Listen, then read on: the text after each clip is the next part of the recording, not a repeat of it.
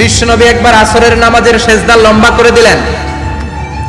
সাহাবারা বললেন, নবী নামাজের পরে ধরলেন, অসুস্থ হয়ে গেলেন নাকি, অথবা কোরআনের আয়াত সেজদা অবস্থায় নাজিল হয়ে গেল নাকি? আসরের সেজদা তো এত লম্বা করতে কখনো দেখি নাই রে নবী। বিশ্বনবী বললেন, না, অসুস্থ হই নাই, কোরআনের আয়াত নাজিল হয় নাই। আমি যখন সেজদায় লুটিয়ে পড়েছি, আমার কলিজার টুকরা নাতি হাসান আমার কাঁধের উপরে চেপে বসেছে। আমি যদি সেজদা থেকে মাথা উঠাই হাসানের কষ্ট হয়ে যাবে, তাই আসরের একটা সেজদা আমি ইচ্ছা করেই লম্বা করে দিয়েছি। কি নবী ছিল, কি মায়া ছিল নাতিদের সাথে।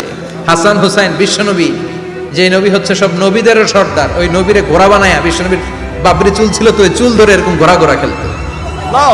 বিশ্বনবীর কাঁধে বসে বিশ্বনবীর বাবরি চুল টেনে টেনে কয়, এটা আমার ঘোড়া। হাসান হুসাইনের গায়ের এমন কোন জায়গা নাই যে জায়গায় বিশ্বনবী চুমা দেয় নাই।